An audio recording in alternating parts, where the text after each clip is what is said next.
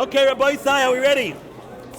Rabbi Sai, so the title of the shir is Nathan of Gaza. And everyone asked me who is Nathan of Gaza. It has nothing to do with the Nathan over here. The Nathan of Gaza lived 400 years ago, or more like 300 years ago. Close to 400 years ago. So he's, to put it short, Gaza's been causing problems for a long time, right? Gaza's been causing. Nathan of Gaza was the guy who was advocating for Shabtai Tzvi. He was the prophet, or the false prophet for Shabtai Tzvi. Hopefully we'll get to that at the end of this year. And what's the Telltale Heart? Who wrote that? Edgar Allan Poe. Oh, very good. Wow, you guys are really educated. Edgar Allan Poe, right. And we'll see what that Edgar Allan Poe has nothing to do with this year, but we'll see how the heart has to do with this year. Rabbi Isai, we have to finish up first where we were in the middle. We stopped mid-sentence basically last week. We got to reiterate a little bit of that, and then we'll go on to another issue, and we'll see how it all. Eventually, we will get back to our initial issue of brain death. It'll take a week or two. Bottom line is, we talked about last week that the Count of Mecklenburg put out an edict. You can't bury someone until he's dead for 3 days, until you see a noticeable change in the corpse. Okay? And Moses Mendelssohn sort of was advocating that the Jews should not fight this edict. And also the Maritz Chitz mentions it. Maritz Chitz lived later on. Maritz Chitz lived 67 years after that. But he also mentions that there was a view that, yeah, we should wait much longer. You shouldn't bury right away. You should wait 3 days. Okay? So both the Chassam Sofer and the Yavitz. So again, the Yavitz was actually a friend. Well, Yavitz is really the Rabbi of Moses Mendelssohn, and he actually, you see the way he writes to him, that he accepted him to be his Talmud, and he writes to him respectfully. But the Yavitz writes to Moshe Mendelssohn, listen, buddy, are you crazy? Are you nuts? People have been dying for thousands of years, and the Jews are particularly good at dying. They're very good at getting killed. It's a sort of knack that us Jews have, right? So we've been burying people right away, right after we decide that they're dead. We don't wait 3 days. All of a sudden, you think Moses Mendelssohn are going to come here and start changing everything, and then he goes on a tirade. Yavitz says, and you know you have enough problem with your co-religionists, right? The Yavitz, that's Yaakov Emden, says, you know you're having enough problems with the Haredi crowd that they're not too happy with you, so you're going to make things further, you're going to aggravate things further. So that was the Yavitz talking to Moshe Mendelssohn. The Chassam Sofer also straight up says this is ridiculous. You're not going to change the way the Jews have been doing things for the last couple of thousand years, that they didn't wait for 3 days or wait until the body totally decayed. But it's very interesting. So I've seen a lot of people talk about this from the times when Moshe Mendelssohn was alive and right afterwards. Everyone refers to him differently. Like the Yavitz or Yaakov Emden calls him Rabbi, Moses Mendelssohn, my wonderful Talmud. He talks to him very respectfully. You'll see other people refer to him, oh, one of those smart guys who thinks he's smarter than everyone else. Some people refer to him that way, the Chacham who thinks he's smarter than everyone else. And some people go straight out and say Sherry. Now, I didn't know what that stood for. My father told me Shin Reish Yud means Shem Rishoyim Yirkov. So they write Moses Mendelssohn and basically Yamach Shemo, something like that. Moses Mendelssohn, Shem Rishoyim Yirkov, right? We say Zeich Tzadik Levracha for Tzadik, and for Rashi you say Shem Rishoyim Yirkov. So if you ever come across an acronym Shin Reish Yud, it ain't a compliment. It ain't a compliment. But it's just very interesting how I'm looking at how everyone dresses him, and everyone is addressing him differently. Some people are addressing him with respect. Some people are like making fun of him, and some people are just straight out. You're a Russia. That's it. I just thought that was very interesting. Bottom line, my father told me that Moses Mendelssohn said on himself, with all his hanging around the chancellors, he was way up there. He was like way up there. He was like with the chancellors and with all the politicians. He said he never missed mincha. That's what Moses Mendelssohn testified out himself. That he never missed mincha. I wish I could say anything about myself. He said he never missed mincha. So there you go. Be it as it may. So bottom line is, what does the Chassam Sofer say? No, I forgot to bring the one Gemara I needed. I forgot to bring. The Chassam Sofer says, listen, it's an open Gemara. Remember we said last week it's an open Gemara. The Gemara in Yuma says that an avalanche that falls on someone, you're Machal Shabbos to save the guy, right? So even if you don't know if the guy's alive or dead, even if you don't know if he's Jewish or not Jewish, whatever the chances are, you undig him. You try to excavate him, okay? But the Gemara says if you think that he's dead, then you stop, right? No reason the Machal Shabbos for a dead person. So the Gemara says, how do you check? How do you check if he's alive or dead?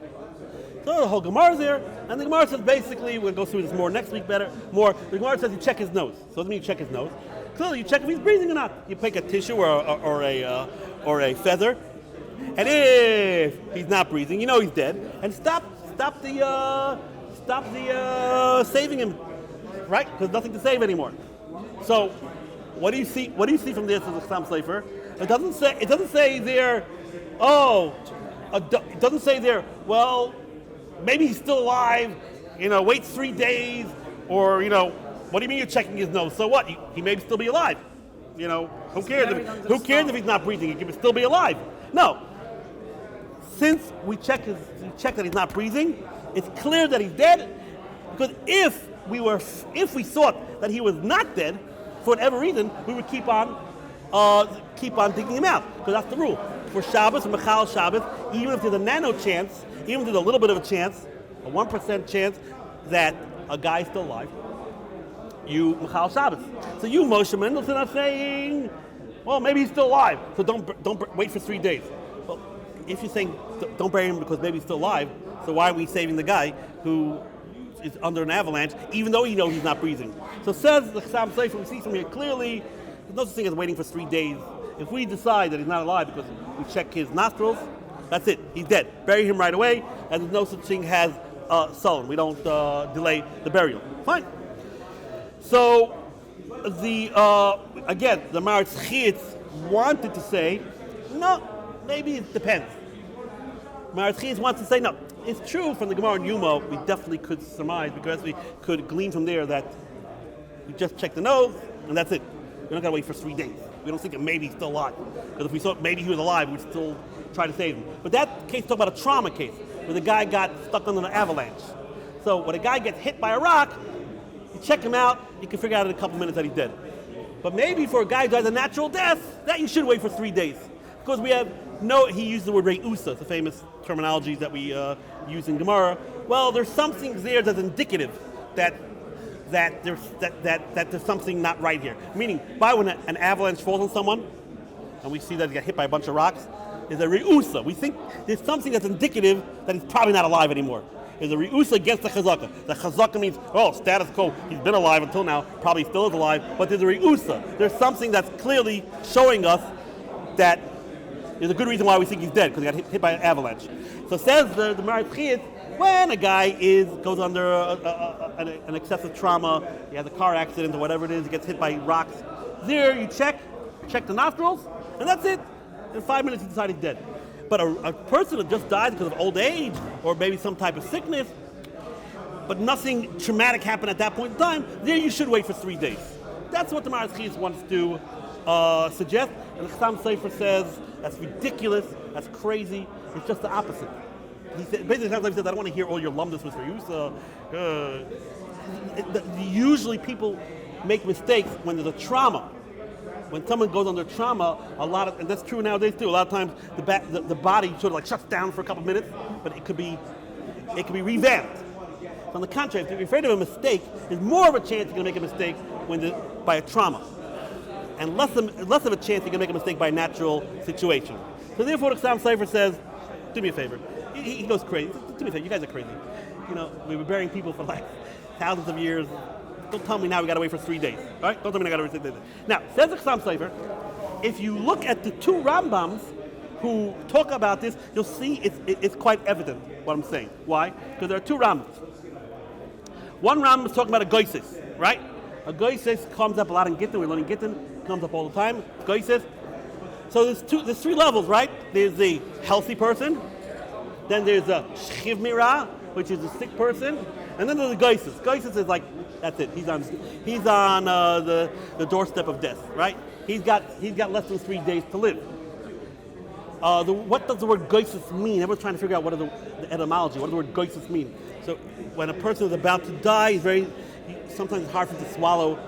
It's hard for him to swallow, and he makes a chortling sound in his neck, and it sounds like something is stewing over there, right? In Shabbos, Hilchos Shabbos, it's called a megas. What's that? Stirring. So you feel like there's something stirring in his throat. That's where the lashon goisus come from. There are other, maybe next week we'll talk about other what other things that goisus may mean, what the word means. But that's it. He's pretty much at the end of the road. Okay? We'll talk about next week. It's not too sure for our days if we figure out exactly when someone is a goisus. But according to strict halacha, if someone is a goisus, you could assume that he's died within 3 days. That's for sure. So it says here, says the Rambam, hagoisus, how are you kechai l'chol davar? He's like a live person. And that's right, he's like a live person. A goisus like he's a live person. And that's where you guys talked about it. Could a goisus give a get or not? If he made a shliach and he's a goisus, right? Someone made a shliach, and the husband became a goisus. Could the shliach still give the get or not? We're sure he's talking about it in the morning. The beat of the maid, but officially a goisus is like he's alive. And therefore, it says here basically, don't close his eyes. Do not close his eyes. This is a Mishnah in Shabbos. It says you shouldn't do other things too. You shouldn't. Don't touch them. Don't touch him. And if you touch him, you're a murderer. What is it comparable to? To a ner shemataftes, basically a wick, a candle that's about to be extinguished. And it's like about to go. If you touch it, it will definitely be extinguished. And therefore, this guy's about to die. But maybe he has a couple more seconds. And if you close his eyes, you're basically killing him, right? So what do you do? Okay, so great. So don't close his eyes. So what do you do? He says, "Elo yishoem ma'at." Wait a little bit. Shema nit alef. Maybe he fainted. That's the Rambam. So it's like there's a certain piece of information that's not given here. Okay, you got a goisus. Don't close his eyes. Wait. Make sure he's dead. Wait a little bit, because maybe he's in a fainted stage. Maybe he's not exactly dead yet. He just fainted. So what does that mean? What are you waiting for? It doesn't tell us here what you're waiting for. What happened that you're waiting? It doesn't give us a point of departure. Oh, wait a little bit longer from this point. So we're missing a piece of information. Over here in the Rambam by Shabbos, where he brings down the story of the guy who gets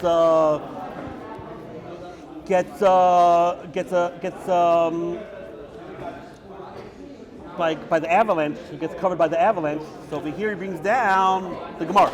What does it say over here? Someone got under the heap of rocks. The avalanche. You're not sure if he's there. No matter what, you start excavating the avalanche. If you get to the man and you get to his nose and you see that he's no breath, that's it. You don't got to save him anymore, right? So over here in this Rambam, he doesn't say anything about waiting a little bit.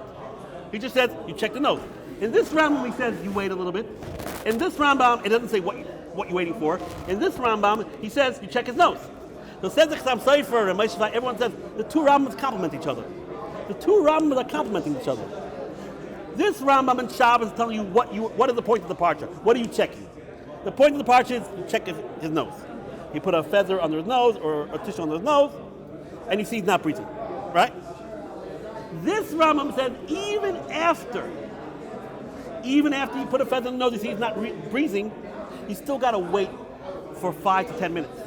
You wait a little bit, because maybe he just stopped breathing, and a person can live without breathing a couple minutes, and maybe he'll stop breathing again. So maybe he just fainted, and if he fainted because of his weak stage, he stopped breathing for a couple minutes, but he may stop breathing again, and then he'll be alive. So basically, in a nutshell, you check under his nostrils, you wait 5-6 minutes, I'll say 10 minutes, an arbitrary number, wait 10 minutes, and then you see that he had not been breathing the whole time. So then Rabbi says, even if he wasn't dead, but now he's for sure dead. I mean, even when he stopped breathing, he wasn't dead, he was just sick, so he didn't have the strength to breathe. But if you're not breathing for 10 minutes, you're dead. So says the Chassam Sofer, what does he want from the Chassam Sofer? He wants to show that the Rambam, these two Rambams are working in tandem, and they're not making any difference between trauma and not trauma. This Rambam is talking about taking him out of an avalanche, taking him out of he got hit by rocks. This Rambam is just talking about a guy just died naturally. And says the Chassam Sofer, clearly you see they work in tandem. That this Rambam tells you have to wait a little bit. This Rambam tells you where you check. After you check the nostrils, you wait a little bit. But if the Rambam held that there was a difference between trauma and not trauma, he would have said, oh, by the trauma case, don't wait. By the regular guy dies, wait 3 days. That's not what's going on here. So this is the way the Chassam Sofer works it all out. Okay. So the bottom line is, we'll see soon what Halacha L'mais is, but it seems you just have to check that he's not breathing, and you wait for 5-10 minutes, and that's it. Oh. But the problem was, we wrote last week, that Moshe Mendelssohn brought down good rayas, good proof. The best proof is from Masechta Smachos, and by the way, I looked it up. It's called, Masechta Smachos is a euphemism. It really means, it's all about Avelis. And it's called Eva Rabasi. Now, I was wondering why it's called Eva Rabasi. There must be a small, usually when you say Eva Rabasi, that means there was a big Masechta about Avelis, and there's a small Masechta about Avelis. But I'm not aware of any small Masechta about Avelis. So I looked it up. There is one, but we don't have it. We lost it. There was an Evel Zuta, or Katana, and it's quoted in Rishonim, but we don't have it anymore. We don't have it anymore. But anyway, be it as it may, so Smachos and Eva Rabasi is the same thing. But we said over here, it says Moshe Mendelssohn, it says the Maritzchis. It says here openly, you're allowed to visit. You visit the Beit HaKvaros for the first 3 days after you bury a guy, and you're not worried about that. It looks like you're doing some type of sorcery, right? Why? And they said. And there's a story that once they visited a guy who had been buried for 3 days, and they saw he was alive, and the guy lived for 25 years. And there's another story, they buried a guy, and he actually lived for 5 days. He actually, they buried him wrongfully, and he actually had 5 kids. Okay. So what do you see from here?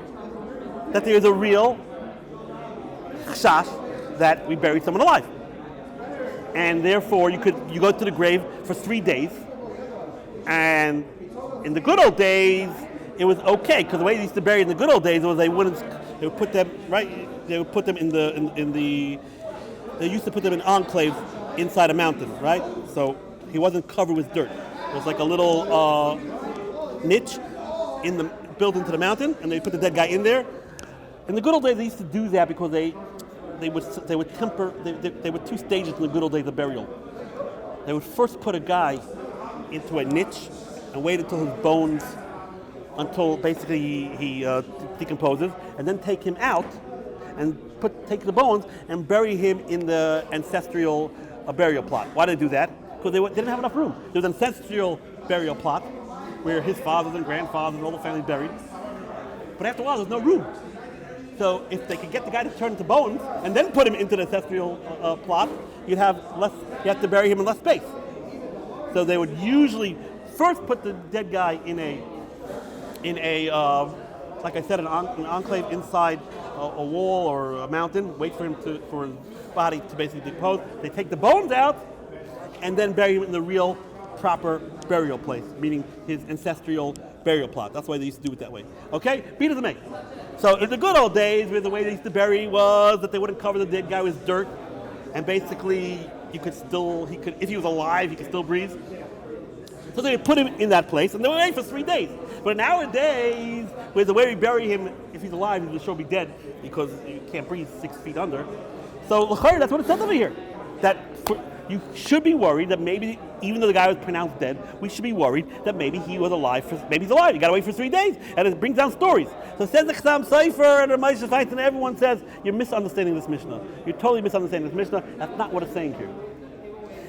The Mishnah says that It's giving a heter. It says here, if you look at it carefully, it says here, you're allowed to visit a grave within the first 3 days, and it's not called Darkei Amoiri. What does Darkei Amoiri mean? It means necromancy. It used to be, and the Ramban has a whole, the Ramban talks about why the graves are by, are next to churches. He says that because the pagans, they used to do, when they used to do their Avodah Zarah, they would use graves and graveyards. So it's sort of like a vestige of what the pagan way, that they used to have their graveyards next to the temples. So that's why the Christians also still have their graveyards next to the temple, because they used to use it for sorcery. So what it's saying over here in this Mishnah is not that you have to go check every 3 days, and not that we think the guy's alive.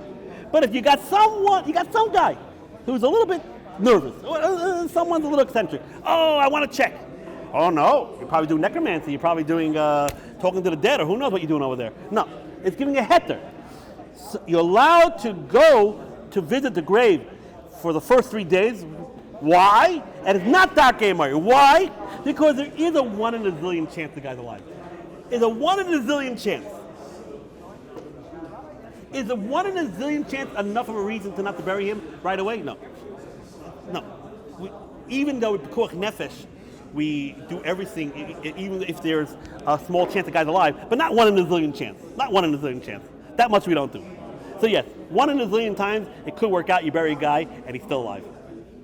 But that's not a reason not to bury everyone else, and that's not something that we have to worry about. It's a mice and nest, and even for Pekuach Nefesh, we don't take that into account. But since there is a 1 in a zillion chance, if you got some eccentric guy who wants to visit, we won't say, oh, you can't do it because it's mice and Murray. Oh, you're doing magic. No. I'm worried that this is maybe the 1 in a zillion chance. So it's not saying you have to check. It's a heter to check. It's an allowance to check. This is the way this is the way everyone learns this Mishnah. And that's what the Mishnah says. There was one time that a guy lived for 25 years. I mean, if it never happened, then we can't tell this guy, oh, it's okay because you're checking if he's alive. It never happened. It has to happen at least 1 in a zillion times. The Mishnah says it did happen. 1 in a zillion times it happened.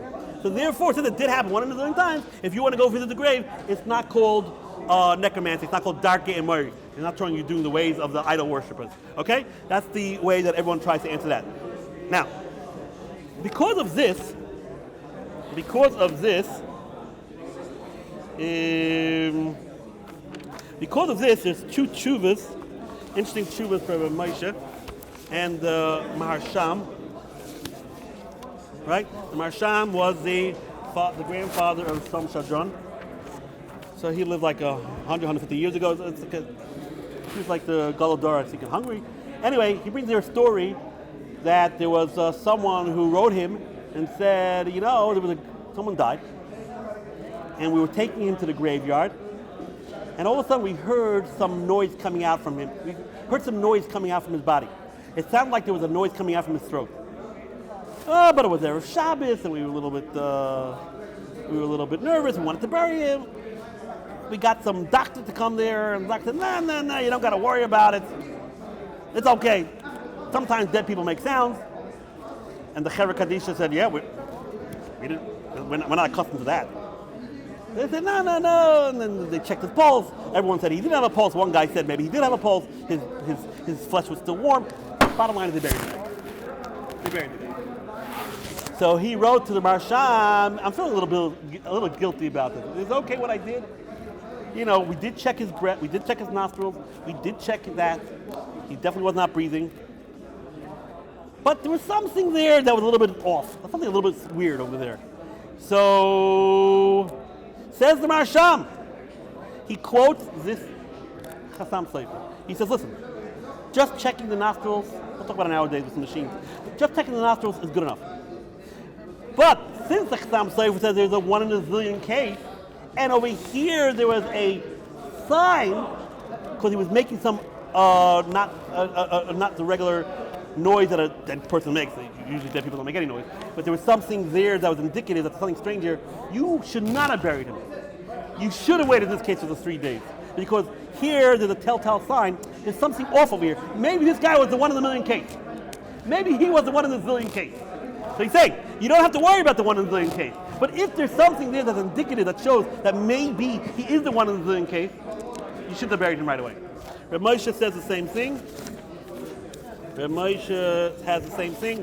Someone says that they checked the guy who was not breathing, and I didn't know what this is. Ryan Tkuas Halev, the electric radiogram. I don't know exactly what that is. Radiogram, radigram. I don't know what that is, but it could be. I don't know. So basically, Rabbi Moshe was asked by someone and said, this guy has not been breathing. There's nothing coming out of him, but there was some little movement of his heart. Something, a little bit was moving, but he has not been breathing for a while. So and the guy says, us Jews, we're not so exact.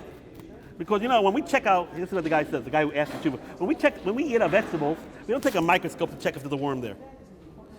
So the guy was saying, we don't use these fancy microscopes or fancy machinery to ascertain halacha. We don't. When we take the tefillin, we don't sit there. We have to be a box. We don't sit there with these laser exact measuring type of tools. So basically, this guy was saying, "Hey, this guy looks dead. He ain't breathing. We did the feather test. We did the thing. So what that the machine says there's something going on? That's like a microscope." So Moshe says, I want to tell you something else. Every time you breathe in like thousands of millions of shkatim and muslim. So that's what Moshe answered back. And he said, it's true, you don't use microscopes for halacha, but over here it's different. This is different. It says, bottom line is you have a sign that maybe this doesn't make a difference why you have the sign. Bottom line is you have some sign here that this dead guy is an anomaly, is a little bit different. And he's bringing the same thing. Like Sam Slater said, there's a 1 in a zillion chance. So since there's a 1 in a zillion chance that even a guy who's not breathing, maybe he's still alive, you should not bury him. The same exact thing like the Marsham. Okay? So that's the Tshuva of Moshe and the Marsham. So now, the bottom line is, what do we do with the other raya? There were 2 other rayas. We said here that the Ramah says, in our days, if a woman dies and she's pregnant, you do not open up her stomach to do a C-section because you may be killing her. Meaning we think a woman's pregnant in her 9th month, obviously, and we think she's dead. Now you can save the fetus because if she dies during labor, the fetus may be still alive. Okay, what are you going to do? Well, you have to open up her stomach. So the Ramah says nowadays we don't open the stomach, even during the weekday, not on Shabbos, because maybe she's not dead. Maybe she's not dead. So you see, the Ramah says openly that we are worried that people who we think are dead are not dead. And therefore, academically, that we don't let the fetus die. But the truth is, this is a riot against the Meritz Chiyas. This is a guy's right against the Moshe Mendelssohn. Because the Gemara says openly not like the Ramah. The Gemara says openly, a woman who dies in the 9th month, during labor, you machal Shabbos to take out the fetus. Because the fetus will live. So how could the Ramah go against the Gemara? The Mechaber brings down the Gemara. The Mechaber brings down the Gemara. So, but if you look at his words, he says there, "Mishum the aim bekiin lahaker misaim bekoriv kol kach." He says we are not able to ascertain the exact second that the mother died. So Moshe finds to explain. But the Ramah means the truth is, you only have to wait 6-7 minutes. Like the Rambam says, you wait a little bit. You check with the feather, with the tissue, whatever. 6-7 minutes. That's it. He says, but in our days, in Ramah's days, people were not able to concentrate. They had a problem concentrating. So the way you test it is you put a tissue under the dead guy's nose. You wait 5-6 minutes, whatever it is, and you're looking at it intently, and you see that there's not a bit of a breath, not a bit of air. Dead. But in Ramah's days, people, even before cell phones, even before smartphones, they couldn't concentrate so long. So they had to wait a little longer. They had to wait a half an hour. They had to wait an hour.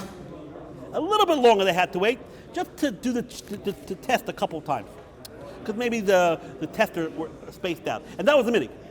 So according to in the times of Gemara when people had, is there much science? Let me make this up. In the times of the Gemara when people were able to concentrate, Guy stopped breathing, put the tissue under let's say the lady's nose, 5-6 minutes, ascertain she's dead, open up the stomach, take out the baby. And the baby will live. But in our days, the minhag is to wait at least 20 minutes. The minhag is probably, some places, half an hour, but it's much more than 10 minutes. Because we're afraid that we're not concentrating enough to see exactly that there's no breast, so we check a little more, we wait a little longer. If you wait that long, the baby will be dead. So you have to wait a longer amount of time. Not 3 days, not wait until the body decomposes. It's just a question of a couple of minutes. But that couple of minutes is crucial to whether or not the baby will live. So basically, after the woman dies, the baby will live for 10 minutes. If you get it out within the 10 minutes, the baby will live. And the good old days, you could get it out within 10 minutes. You could ascertain she was not alive and get it out before the 10 minutes. In our days, it takes a half an hour. By the time it's a half an hour, that's it, dead. Meaning, what do you mean? Maybe it died right now. You're waiting half an hour, because maybe it died right now. No. Once the half an hour goes, we say, she probably died a half an hour ago. It's just we want to make sure. I find that to be fascinating. This is the way Moshe explains it. That's the word says. The word says it openly. Masha ein noigin achshav kein afil b'chol. Just that we don't do a C-section, even during the weekday. Mishum the ein b'kiyin lahaker b'misa ein b'koriv kol kach. We can't figure out the exact time when the woman died. She'efshar levlad liches, that the child will live. It's in black and white. He says in black and white. It's a question of a couple minutes. That's what we're worried about. To say that you have to wait for 3 days, that's ridiculous. And that's halacha. Halacha ma'isa, halacha ma'isa. Halacha ma'isa is according to the Gemara's time, you would wait 5-6 minutes. In our days, we wait at least 20 minutes. Most places wait a half an hour. Some places even wait an hour before they do anything. What? Because we're afraid that we didn't. Now, I find it fascinating. But if it's avoiding attention, right. we would have to rely on it. Well, so let me, first of all, I agree with your sentiment. I'm like, okay, you know what? Just to wait an hour, big deal. Wait a half an hour, big deal. But it's a question about a baby, about a person dying. So take some Ritalin and pay attention. What is the big deal? So I do find this quite fascinating, and I don't have a good answer. But that's what the Moshe says. That it was like a wholesale takana. We wait half an hour, wait an hour for everyone, and that's it. That's it. We wait half an hour. That's it. We're not going to start making any exceptions to the rules. I do find it quite fascinating. Be the make. By the way, halacha l'maisa, most people, we don't pass like this Ramah. Most academics say we do not pass this Ramah because in our days, before they have machinery that could check if the guy's breathing or not. So in our days, we could figure out exactly when she's dead, and therefore you don't have to wait the half an hour. In this case, in nowadays we also wait for half an hour. We wait for an hour, we wait for the half an hour, we wait nowadays. But in this situation, they would say don't wait.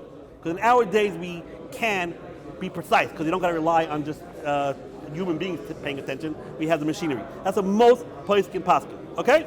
So now, the last and not least, the biggest problem, the biggest raya, which, I personally don't like their answer, but everyone says it. So the biggest raya was the open Gemara. The Gemara says when a Zav dies, it still has a Tuma Zav until the body totally decays. Right? You'll say, what's the difference? He's dead anyway. A dead body is tummy too. But fascinating enough, a live Zav has stringencies. A live Zav, let's say a live Zav is on a bed, and they're or a rock, and on the bottom of it is something, even if there's no pressure base. And even though the rock is something that officially is a chatzitza, that doesn't make a difference. It's tummy. So the Gemara says, okay, so when is a dead Zav doesn't have this extra special Tuma? The Gemara says openly, when you see that basically the body started to decompose. The Gemara says, what do you mean? Why do you have to wait that long? The Gemara says, Zeir Shem Yisalfa, we're afraid maybe he fainted. It's an open Gemara. It's an open Gemara, black and white. That we have to wait until the body starts decomposing because maybe he's still alive. So if this is talking about some random outside din of Tuma, so certainly we shouldn't bury a guy if you think that. Certainly we shouldn't bury a guy if for Tuma we're worried about that maybe he's still alive, even though he looks dead, and we think he's still alive until he starts decomposing. So certainly we shouldn't bury the guy. we should wait 2-3 days. So everyone says the Chassam Sofer and the Rabbi Moshe, they all say the same thing. They all say the same answer. You're mixing up things here. There are the regular people, the non-medical people, the non-Chevra Kadisha people, the plebeians, right? The proletariat, that's the regular guys, right? And then there's the professionals. And you're mixing up two worlds. The professionals are the ones who do the burial. They know when a guy's dead and alive. Meaning, you can have a guy who fainted, unconscious, for 3 hours. He looked exactly the same for 3 hours. But the medical staff will say, no, the first 2 hours he was alive, and the last hour he stopped breathing. They'll do the note, even though he looks exactly the same. But the Chevra Kadisha, basically, people bury the guy, or the doctors, they could tell the first 2 hours he was alive, the last hour he was dead. Why? Because we did this test. We put the tissue, the feathers in the nose, and then he was breathing a little bit, then he's not breathing a little bit. So you don't have to worry about the Chevra Kadisha not burying someone prematurely. But if you go to the regular people on the street, they see a guy 3 hours that looks exactly the same. If you're going to say, oh, for the last hour, he's not tummy Zav. For the first 2 hours, he is tummy Zav. They won't know what you're talking about. What's the difference between the last hour and the first 2 hours? I mean, the guy looks exactly the same. He's stone. He's like a stone. He hasn't been moved for the last 3 hours. So if we're going to make the last hour tar, the regular people will make the first 2 hours tar too. So basically, in a nutshell, for the uninitiated or the regular people, they only know when people are dead, only when they start decomposing. Then they say, oh, this guy's dead. And then they'll understand, oh, now you're saying he's dead, and there's this clear demarcation between a body starting to decompose and before. So we can tell, once the body's decomposed, we say, okay, it's not tummy. Before that, everything is tummy. But if we're going to make the differences between being able to see if he breathes a little bit or not, and we tell the first 2 hours he was breathing, the third hour he wasn't breathing, people don't recognize that. People are uneducated, they don't see any difference. So if we're going to say the last hour he's tar, they'll say the first 2 hours he's tar too. So basically, when it comes to the issue of Tuma, which has to do with everyone, we have to make a clear demarcation. We can't say breathing, not breathing, because then people will get all confused. People get all confused. They'll say, "Oh, what's the difference? Oh, he's not tummy now. He's not tummy then either. He wasn't he's been on the bed for the last 2 days, right?" But for the people who actually are involved in the burial, they know, and the regular citizens, whatever, they don't do the burial. The Bekitzer. Bottom line is, this Gemara is talking about everyone else. So there could be confusion among the Hamoin Am, amongst the ignoramuses or people who are not in the know. So, but the bottom line is, the Chevra Kadisha, they're the ones who deal with the burial. They don't wait for 2-3 days. They know the guy stopped breathing. They know there's a clear demarcation. They know the difference between, even though the first 2 hours he was unconscious, they know the difference between the first 2 hours and the last hour. There's not going to be any confusion by them. And therefore, that's the way. I find it to be a really hard answer. Really, people can't figure out that the difference between a guy breathing and not breathing. I mean, yeah, but they can't understand that if we say, at this point he's tahar because he's dead, and this point he's tameh because, even though they look exactly the same, but over there he's breathing, he's not breathing, but people can understand that. And how do you know for sure that Chevra Kadisha is the one that's going to bury? Maybe one day the Chevra Kadisha are taking vacation, and they're not going to do the ones that's one being the burial. But that's what everyone answers. Everyone answers the same thing. Burial is the professional. This has to deal with the whole world, and therefore here we have to be more stringent about Tuma, and only until the body actually starts decomposing. That's what they all answer, and that's the bottom line. So what is the bottom line, my friends? The bottom line is that that's the Halacha L'maisa. We do not wait. We check the nose. We do not wait. We wait at the most half an hour, and at the end and that's it. And then you bury him right away. At the end, the Marzchi apologized to Chassam Sofer, and the Moshe Mendelssohn apologized. Said, "Yeah, you're right. This is ridiculous. We're going to start making up new rules." Like I said, Jews been dying for a long, long time. We're going to start saying you have to wait for 3 days. What they do go into a conversation that, the Count of Mecklenburg wasn't the nicest guy. He liked dead people, and he wanted to make sure that they wait for 3 days. But if we don't listen to the edict, he may kill us. So then there's the whole issue. They go to the issue: should we listen to him because or else we'll die? if we don't wait for 3 days, the count will get upset and start killing everyone. That gets the issue, what are variants? Do you kill yourself for what are variants? I'm not going to go into that conversation. But they have a whole story about that. Okay, halachically, definitely should bury right away. No question. After an hour, bury. No question. Check with the nose, bury. No question. Question is, we don't want to, if we bury him right away, there's a chance that we ourselves get killed. Do we say Yarg Val Yav or do we say Yav Val Yarg? Okay, now, Rabbi said,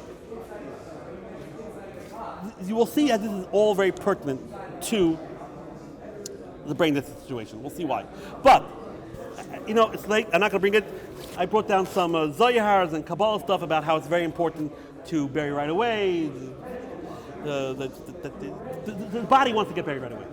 The body wants to get buried right away because it can't go further on, either become a Gilgul, whatever its next stop is, it can't get to that next stop until you bury him. And when the body's not buried, demons and who knows what want to try to enter him. So bury the guy right away. Now, the next step of this is, where are we going? How long? We have to start a little bit. Is one of the most hotly contested and controversial shilas that came up in the last 500 years. And you would think, really? And because of this, one of the biggest mega machlokes happened in Klal Yisrael in the last 500 years. Because of the shilah.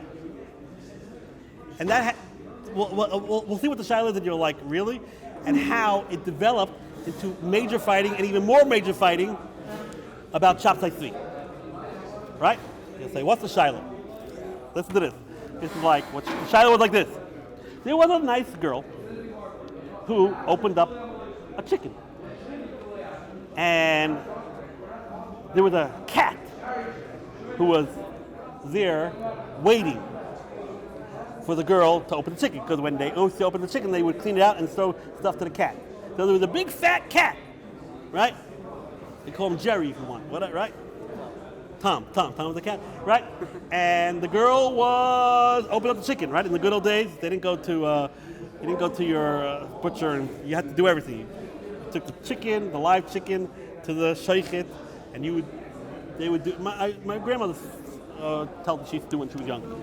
They would do everything. They would just take a live chicken to shaykhit, shecht it. They would have to salt it. They have to do everything. We're very spoiled nowadays. Anyway, so the girl opened up the chicken, and there was the cat waiting on the bottom, waiting for the food. And the girl screamed. Why? Because she said to her mother, "There's no heart in this. There's no heart in this chicken." So the mom said, "What do you mean there's no heart in the chicken?" She said, "Yeah, there was no heart in the chicken. It was a heartless chicken." So the mom said, "No, probably it fell down and the cat ate it." He said, "No, Mom, I'm telling you, there was no heart in this chicken." Now, a little bit we know, which is very little, is something called treifa. There are certain animals that have certain ailments or certain defects. You're not allowed to eat it. Meaning, you take an animal with a treifa, you shecht it, you do everything right. It's not a nevela, but it is treifa. You know the term treifa and nevela are? Those are two different terms. Treifa means it had a good shechita, but you can't eat it because there was something wrong with it. It had an ailment, it had a defect. Nevela means it never had a good shechita. So who cares? Both of the nevela you can't eat, and a treifa you can't eat. Who cares? The answer is, we don't care nowadays. But in the good old days, a nevela would be tummy too. A treifa would not be tummy. Okay? So the girl is like, "Mom, chicken had no heart." So the mom says, "Oh, come on. No, I'm telling you." So they went to the Chacham Tzvi. Who's the Chacham Tzvi? The father, not the son, the father of Yaakov Emden, right? Now you think the Chacham Tzvi is a Sephardi, but his last name was Ashkenazi. He was not a Sephardi. He was furthest things from a Sephardi. So why was he called the Chacham Tzvi? He was called the Chacham. When did he live? I wrote this down somewhere. He lived in the, between 16 some. He lived 1656 to 1780, right? So why was he called the Chacham Tzvi? Because he hung around, when he was a young guy, he hung around in Constantinople, right? Constantinople is Istanbul to nowadays. And he sort of And basically, the people in that community were pretty impressed with him, and they called him Chacham Tzvi, because the Sfardim call their rabbis Chacham, and sort of like the ring of it. So he kept the name Chacham Tzvi. He kept the name, but he was the furthest thing in the world from being a Sfardi. Okay, so they went to the Chacham Tzvi base medrash. They went to the Chacham Tzvi base medrash, and they said, they came in with a chicken, right? Can you imagine that? Everyone's learning. Well, not close, he wasn't born yet. But whatever they were learning, and they come in with running in with a chicken. That's what the rabbis used to do. The rabbis used to deal with this all the time, right? Right? The rabbis are now there, the therapists, showing bias people. No. In the good old days, they dealt with chickens. That's what the rabbis dealt with in the good old days. So basically, he comes in, and the Talmidim like, wow, that's a nice chicken. It was healthy. It was robust. He talks about the chicken. It was very robust. It was very healthy. And it was strong, and it was one of the best chickens they ever saw. Hatagas, hatoivas v'abrius, b'chol oiz, b'chol toshiel. Very nice chicken. But there's no heart. So Talmidim are in the Chacham Tzvi Beit Medrash, and they said, treifa, forget about it, throw out that chicken, you can't eat it. And it's an open Shulchan Aruch, right? They used to learn treifa in the good old days. It's an open Shulchan Aruch, black and white. Nitzel halev, ben biyad, ben machas chayli, treifa. If you have an animal that has no heart, you can be sure that that's a treifa, and you cannot eat it. It's one of the signs that's a treifa, open and shut case. So the mother was all upset. The daughter's all upset. The only one who was happy was the cat, because now the cat was going to get the whole chicken. What are they only going to get, right? So in walks, the Chacham Tzvi wasn't there then. In walks the Chacham Tzvi, and they tell him the story, and he goes crazy. He says, what are you guys, are crazy? Are you nuts? Don't you have a heart in your don't you have a heart in your chest and a brain in your head? Do you think it's possible that this chicken had no heart? You can't live without a heart. There's no such thing as a chicken without a heart. Didn't you go to biology or something? So the Talmidim say, what do you say, Chacham Tzvi? It's an open Shulchan Aruch. Obviously, there's a concept of there's a concept of a chicken without a heart, because that's what Shulchan Aruch. He says, no, you guys are fools. There's no such thing as a healthy chicken without a heart. The Shulchan Aruch is talking about one of two cases. Either you had a very, very sick chicken that was barely moving, and then you opened up and you saw it had no heart. That's a possibility. That chicken was like basically deteriorating, and by the time you opened up, the heart was like totally deteriorated. That could be. Or the Shulchan Aruch is talking about where you had a nice healthy chicken, you ripped out the heart, and then you shechted it right away. You went ahead. What? What is that? Indiana Jones, right? Right? Exactly. So it's a medrash. So basically, when the Shulchan Aruch talks about an animal without a heart, it's one of two things: a very, very sick animal, or the second before you shechted it, you pulled out the heart and then you shechted it. But there's no such thing as a wonderful, healthy chicken that's been running around for the last couple of years, and all of a sudden you open up and there's no heart. It can't be. And he's going crazy at them. He said it must be that the heart fell down. It must be the heart fell down, and the cat ate it. And there's nothing to talk about. This chicken is kosher, right? So you'll say, okay, big deal, right? What's the big deal? This literally created a civil war. Literally. Now, the Chacham Tzvi says, I don't got to bring a riot for this, because anyone with any brains in their head knows you can't live, you can't be healthy without a heart. It's impossible that there's a healthy chicken. Meaning, if it was unhealthy, he would say maybe something happened. Maybe the heart was deteriorating slowly, and by the time you opened it up, it was gone. That he was going to give. But a total, healthy, robust chicken that not have a heart, impossible.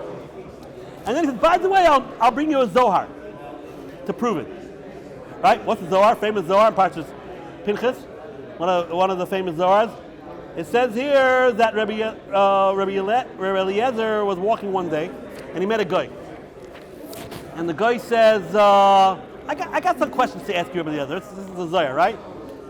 What are you guys waiting for a third Beis Hamikdash?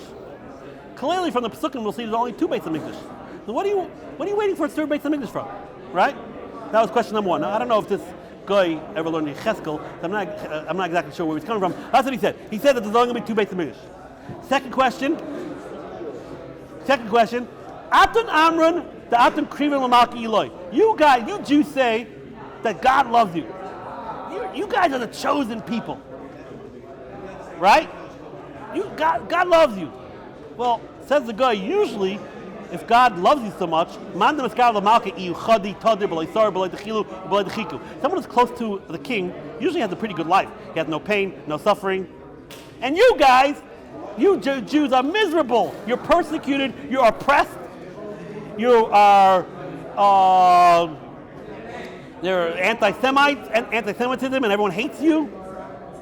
So how in the world, why do you think that God likes you? God don't like you, he hates you. He likes us. He likes the Goyim. Because we're living the good life. Right? Sounds like a pretty good title to me. Right? Right? You ever guys saw Fiddler on the Roof? So there's a guy named, he actually came to Ohr Somayach, Topol. Chaim Topol, so he's a thing called Tevye. He actually came to Ohr Somayach. He wasn't religious, but he was very, very, very warm toward Judaism, obviously. And he came to Ohr Somayach to sing. And to his credit, in 1973, he was in the middle of producing some film. He got on the plane and came to volunteer to help the war effort in 1973. Okay? And then so my father-in-law knew him, and he came to me a couple of times. Bottom line is, my favorite line is on the movie is, what's my favorite line? After there's a wedding in the movie. And right after the wedding, there's a pogrom. Right? The Cossacks come and basically trash the wedding. So Tevye turns to God and says, the wedding was a disaster, people got killed.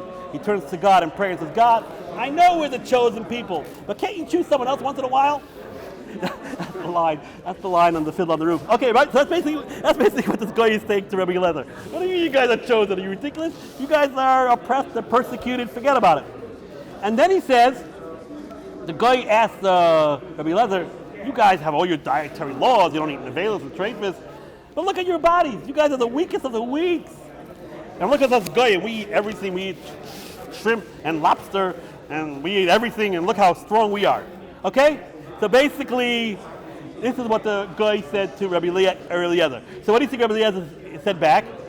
Rabbi Eliezer got so upset at him, he gave him a dirty look, and the guy turned into bones. That's what I like about good debates. Right? A good debate, there you go. Right? Right? So that's what he did. He turned this guy into. But then after the Eliezer turned to Eliyahu Hanavi, who was in the area obviously, and said, "What is the answer to these questions?" The guy has a good answer, right? So basically, about the question about the Beis Hamikdash, Eliyahu Hanavi said, "You have no idea what you're talking about. There was not the first Beis Hamikdash. The second Beis Hamikdash was not a Beis Hamikdash. When it refers to first Beis Hamikdash, second Beis Hamikdash, it talks about the Beis Hamikdash that God is going to build." And the reason why it's first or second, because God's going to build a Beis Hamikdash on the Shemaim, and God's going to build a Beis Hamikdash on the earth. So what did the guy say? Oh, there already were 2 Beis Hamikdash. No, there was no Beis Hamikdash yet. A man-made Beis Hamikdash is not a Beis Hamikdash. So it's a mistake. It goes through. So when they went out of Eretz Yisrael, when they went out of Mitzrayim, there should have been the Gula and the right Beis Hamikdash should have been built. Okay. Now, here's the part that we got to get to. This is the part that we need to get to.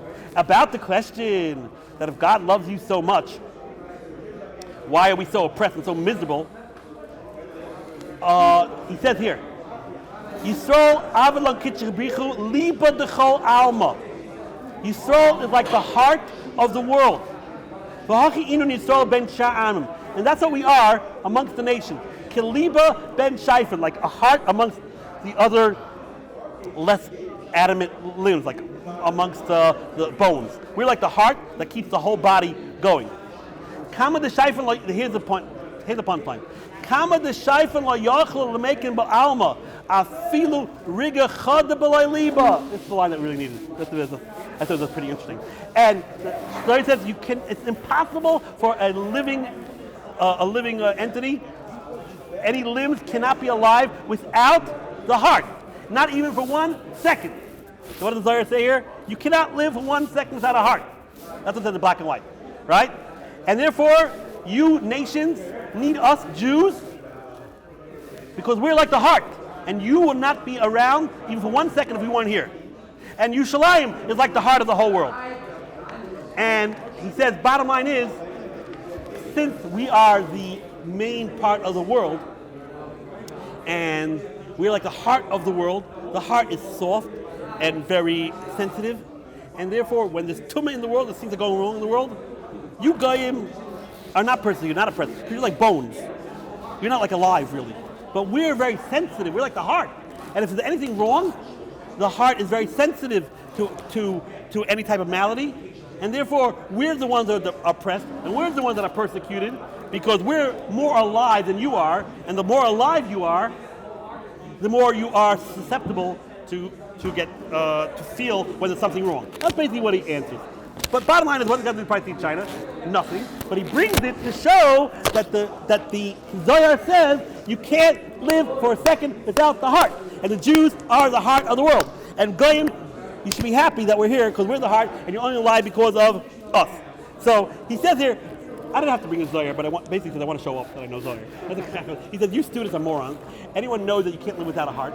And clearly the Shulchan Aruch is talking about a very specific cases. And if you have a healthy chicken and you have no heart, you can be guaranteed that there is a heart. And the girl lost it. There's no way the girl didn't lose it. The chicken ate it. And the cat ate it. And I'm just bringing you a Zohar to show off my Bekiyas that I know Zohar. And you figure that that's it. End of story, right? No, not end of story. Not end of story. This created a whole uproar. Okay, we're going to stop here. We're going to continue this next week. This is just a start. This created a whole entire uproar in the Jewish world. You feel like, who cares? Like, okay, he made a chicken kosher. Like, who cares, right? No. But there's a whole backdrop behind it. There's a reason why this created an uproar. But what you have to realize is, there's a Shulchan Aruch, and the Rabbi Eibshitz, the Chacham Tzvi, is saying he's saying the Shulchan Aruch talking about a very specific case, right? There's a whole backdrop why he had a lot of enemies. Chacham Tzvi had a lot of enemies, and his son had a lot of enemies. And the enemies basically use this psak to drive him out of town. Now, one of the people who was against the Chacham Tzvi for this psak was Rabbi Eibshitz. Rabbi Eibshitz was a much younger rabbi. Now, who is Rabbi Eibshitz's arch enemy? Yaakov Emden. So we'll talk about that next week. You shouldn't use the word arch enemy, but that's what they were. They were enemies. And a lot of people say what was behind, we'll see what they were fighting about.